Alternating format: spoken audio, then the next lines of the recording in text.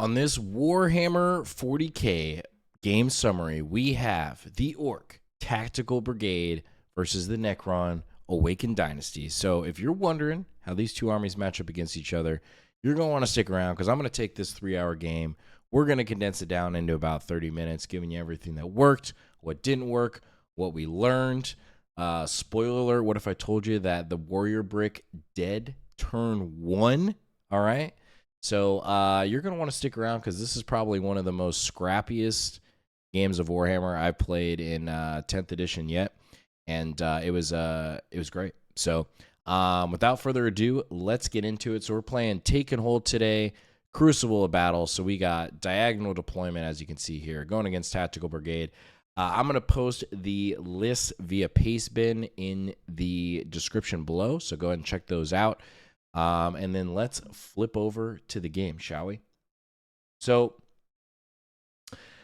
Necrons taking away a very close game, take and hold, raise banners, and playing against fellow teammate Ken. Love playing against this guy.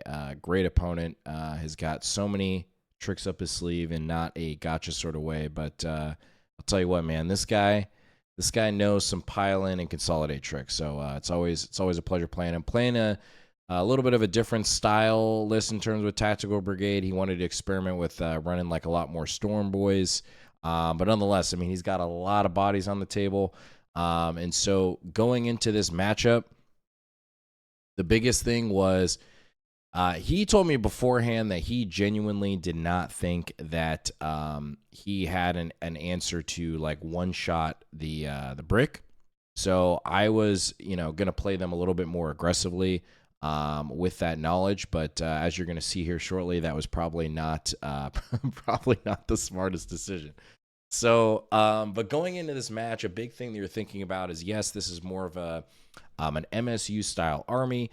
He has a lot of units. He has a lot of strong board control. So going into the game, like I know it's going to be pretty hard for at least my list to score, behind enemy lines, locust, mark for death. Those type of things. So a lot of times I'm looking for the hex marks on my list to play them a little bit more aggressively because I know against good opponents, like they're not going to leave room in their backfield for me to score those points. As far as our infiltrating, we have the flayed ones right here. Mainly because if we're looking at the layouts here, these diagonal deployments, right? What we talked about in a video fairly recently is talking about, okay, staging points, right? So we know that this is a really strong staging point for him for scouts, and then also this wall here. So essentially what I'm trying to do is essentially just deploy 9 inches away, and cleaning this up here, we're basically preventing him from scouting into these really strong staging point areas. He can go over here if he wants, but that's where I want him to go. So we put the flayed ones here, and yeah, if he gets first turn, the flayed ones are going to die. It's all right. But if I get first turn like I did, then I'm going to be able to clean up a lot of Gretchen here, which you're going to see here in a second. A couple other things that are going through my mind before we get going here is I'm really trying to take up space on the objective. That's a big thing with these horde-style armies is they're really trying to bully you on the points. Really get strong board control. They're really going to want to take a lot of space on the objectives. So a lot of times you'll see newer players where they will, they're going to bring some of their assets or their resources up here, right? Depending on what units they have. And they're going to play the edges of these points, right? So they might get guys here, they might get guys here, they might get guys here. But the problem is you leave all this extra space right here for the orc player to get on. And I got news for you. Usually once the orcs establish or GSC, Tyranid, stuff like that, once they establish space on these objectives, it's really hard to push them the other way because they have a lot of usually tricks up their sleeve in terms of like strats and other things that support just good board control on these objectives. So a lot of times in these matchups, I'm really trying to push my dominance on these points. And just kind of visually showing you what that looks like, where again we're trying to take up space on these objectives. Okay, so it's harder for them to auto-see you. All right, so let's get into the match, shall we? So take and hold. We get a big fat goose egg turn 1. We draw freaking Bring It Down, Assassination, 2 kill secondaries, cannot do them. So I cycle one of them, and we get Mark for Death, which is another dud. So we get just 3 cards, can't even score. Kind of unfortunate, but hey, that is what's going to happen in Warhammer.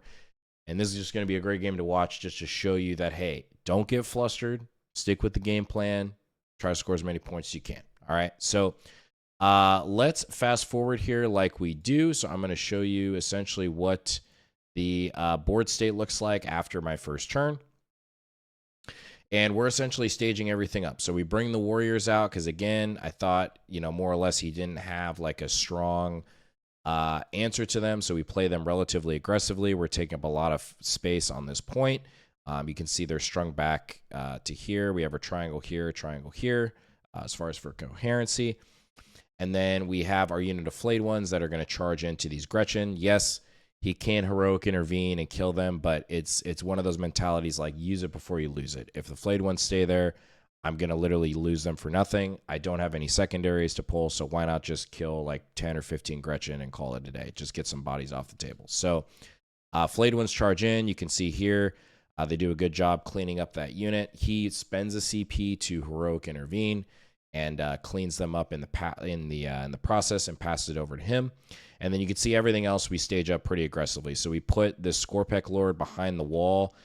So he has to really has to find a strong line to try to get him turn 1, which is like basically impossible. He doesn't really have much like shooting anti-tank that can really interact with this Scorpec Lord here. So very good placement here where he can kind of threaten that objective.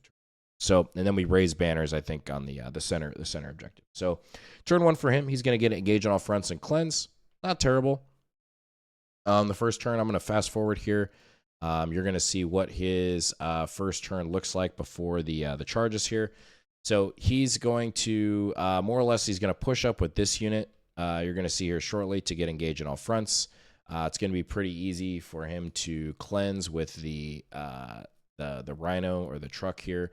And then he can't cleanse with the Gretchen here because he's looking to play a little bit more aggressively and hit the brick. So he does hit the brick with the 20 boys and 2 characters. He does also call the Wa turn 1, which was interesting. But I think he was really debating about it, but he's like, you know what? I want to see, if this unit can actually do it. And I will say, like, I think he rolled... I think it kind of averaged out because I rolled definitely below average. I felt like on his saves, but I know on his first like wave of dice, because I think in total they have like 72 or 80 attacks total in the unit, plus the characters. So they definitely have the volume to do it on the Wa turn, especially with like some of the innate rerolls and everything else. So he picks them up pretty easily, except for the characters. So you're going to see that play out here. Where he charges in, and that's essentially it. All I have left is the Overlord and Orcon turn 1. So let me fast forward here. I think, that's essentially what the turn looks like. He piles into the Scorpec Lord, so I'm able to do my attacks there. And at this point, now I'm like, okay, I see all of these assets right here.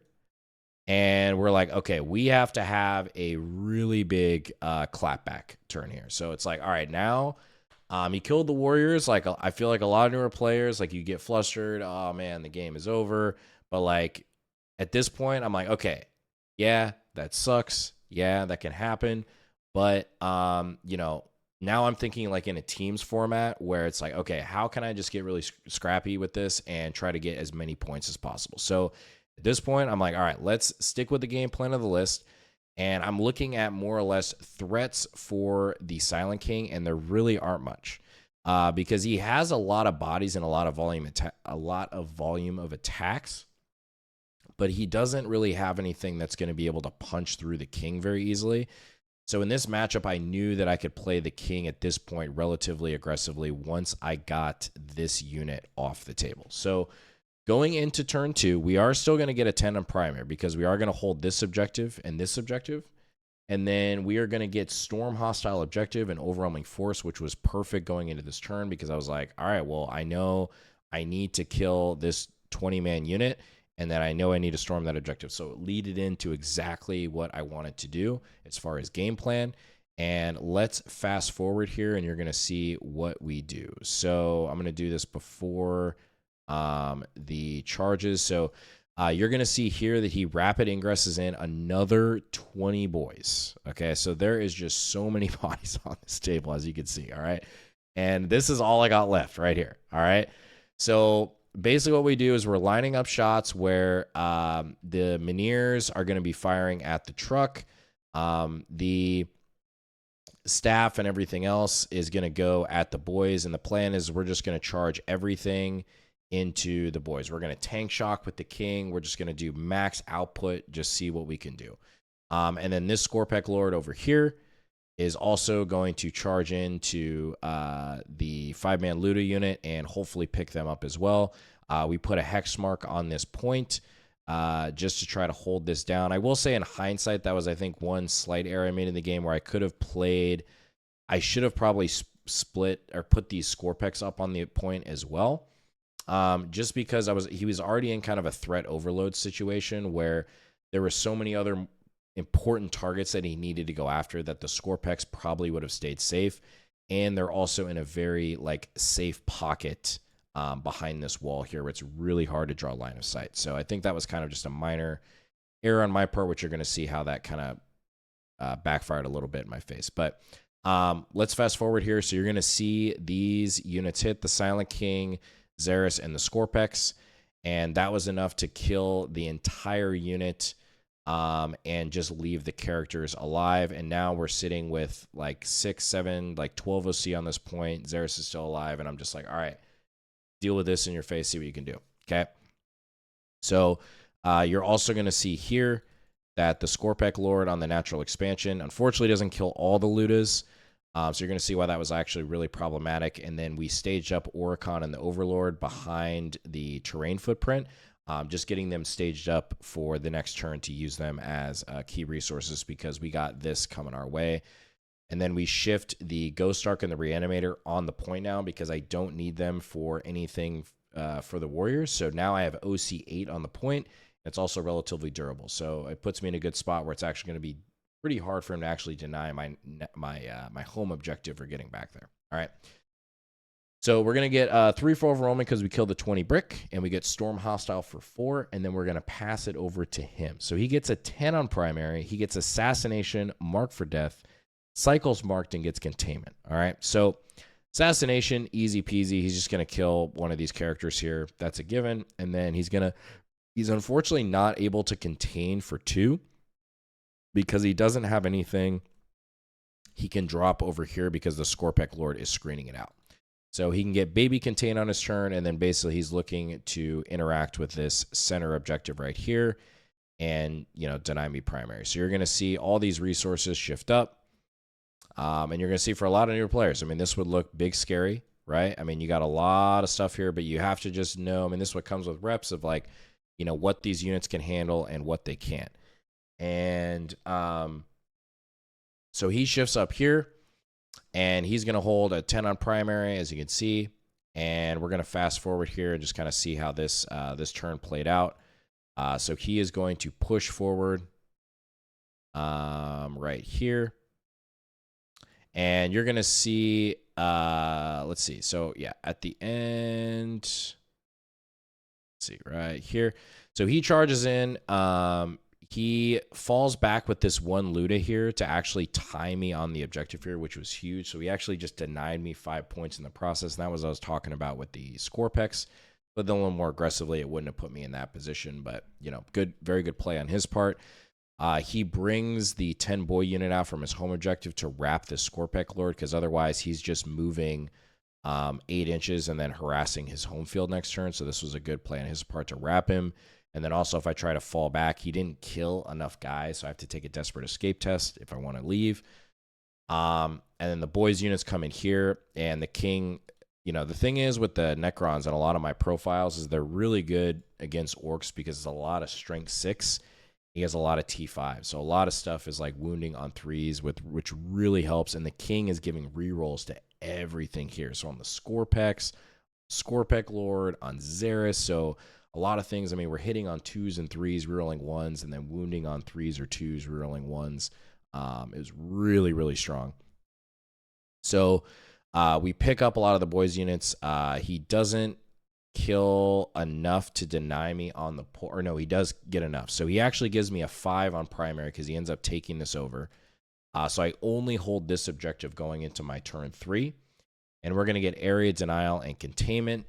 And I wasn't in a position this turn, I think, because I was already really CP starved and I needed that for some stuff. So I felt like I wasn't in a good place to cycle area denial. So I think I just needed to kind of hope that I had enough damage left to get rid of the resources that were on the point, including his mech, his war boss, and then he had a unit of like 6 flash gets left. So going into this turn, I know Oricon is going to be charging in, is doing his like Super Saiyan once per game ability.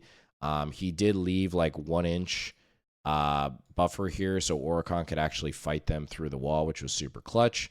And then everything else, we're just going to try to see if we can just keep whittling down his resources. So he also charges commandos right here. And the Overlord, actually, you're going to see here. So the commandos, I think they failed the charge or something happened, if I remember correctly here, which was pretty big. I mean, it was kind of iffy if he was going to be able to deny the point at all. But I think didn't make it in. The Overlord went in and charged these guys here. Let me see. Let's see. Yeah. So let's see. Yeah. So these the Scorpex move out. So they move out here. We have Hexmark here. And then basically, again, we're looking at the board saying, we're like, okay, how can I eliminate this turn? Overlord is going to come over here, try to clean up these commandos. I just have to accept that he's going to get 10 on primary again this turn and call it a day. Now, I'm going to tell you, there's a really spicy play that I did with the Silent King. Get ready for this, because this was freaking cool. All right. So King is going to clean up some resources. And this is basically what it looks like at the top of, at the end of my turn 3. So as you can see, we have done a really good job of clearing out a lot of the stuff. But again, this game is about scoring points, and he still has more stuff back here and things that I can't exactly interact with. So going into his turn, he's going to get a 10 on primary, and then he's going to get defend stronghold and establish locus. Which he does get defend easy. I can't interact with that. And then locus, he didn't have anything to locus with because I believe the key units like either battle shocked here, if I remember correctly, and he couldn't shift this unit up to do it, or they were in combat and couldn't do the action. So he falls back there. He's going to shift up resources again, and again try to deny me primary. So he's a good player. So he's moving. The flash gets up over here to deny me here, and then moving these resources over here to deny me on this this center point. Okay, so let's fast forward here, and you're gonna see more or less that play out. So this is what the board state looks like going into my turn 4, which I'm gonna get a 0 on primary because I control nothing. He denied it. He denied it here. He denied it here, and I'm like, man, this is looking rough. But what can we do? Okay, so this is the biggest thing to talk about here. So, what we end up doing is the biggest thing is I'm like, okay, I know that I have enough resources with the Ghost Arc and everything else to kill enough here to get enough bodies off the point. And then I know these Scorpex here can shift out to interact with this unit right here. Same thing with this Scorpec Lord. So if I shift all of this more or less this way, I can hopefully, the biggest thing was cleaning up all of this and then denying this primary here. Now I'm going to show you what I do here. So here is the spicy play with the Silent King. So what we're going to do is you can see where the Silent King is here. We're going to move him 8 inches, and he got exactly on the point. Now, this is huge because of a couple reasons. One, I needed to make sure he was on there because the Miniers are only OC1. He has OC2 on the point with the Storm Boys. So getting the king on there, it's OC8. So now, because of the start of the new phase and the shooting phase, I'm going to deny his sticky. Okay, so the objective is no longer sticky, which is very important. Then what we're going to do is we are not going to shoot at this 10 boys unit that's right here, okay? Because this guy is the key to this whole plan here, which was like huge. So what we end up doing is we fire everything at the Gretchen, okay? I know he can do his react move and everything else, but we set up everything to where I know all of this shooting here from the destroyer can clean up these boys. Hexmark, Scorpec Lord here, and the Silent King will shoot everything at the Gretchen to get rid of that resource. And then in our charge phase, sequencing-wise, the Scorpecs are going to charge here. Scorpec Lord charges the boys. The King charges the boys. And then Scorpec Lord potentially charges here or over here if you can make it, okay?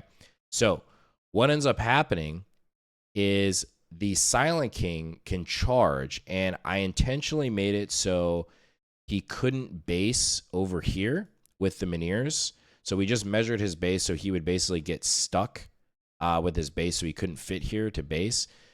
So the Miniers charge in, and we base the King still on the objective here, but he's still able to fight the boys unit here because the Miniers and base-to-base contact.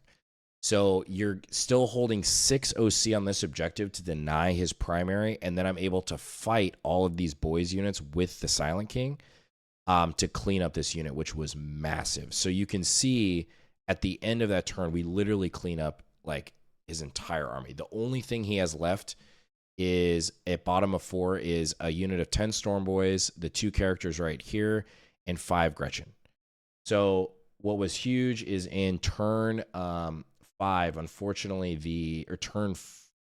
this might have been, I'm trying to think. Yeah, this was turn 4. So bottom of turn 4, the Gretchen unfortunately ended up battle shocking. And so it really limited what he could score. Or maybe that was top of 5. Actually, let me double check here. Was this top of 5?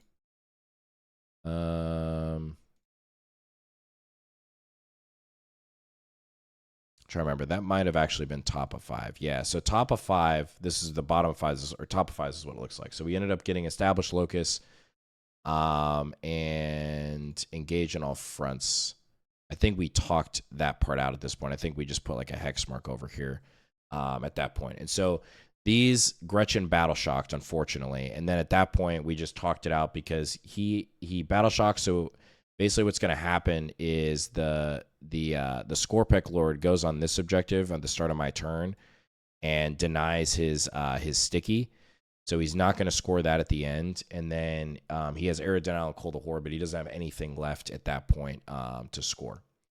So at the end, it was literally GG. So we had, I think at the end of I think we just talked it out from there. So this was the board state going at a bottom of 4. And this unit battle shocked, which was huge. So he was able to extend battle lines for 5 and 2, and then secure no man's land. And then turn 5, he was tabled at that point because we killed everything else on my turn, and that was the game. So insane, 64-59 to the Necrons. I was shocked. It honestly played out like this, especially losing the Warriors turn 1. But I think in hindsight, he was talking about after he wished he would have played the Storm Boys like a little bit more aggressively going into turn 2, because it seemed like they were just a little bit underutilized, especially with their ability to advance and charge just natively in their movement. I think they could have harassed in the game a lot more. Excuse me. But overall, fantastic game. Dude, excited to run it back again. But if you stuck around this long, seriously, appreciate you watching, and we will catch you in the next one.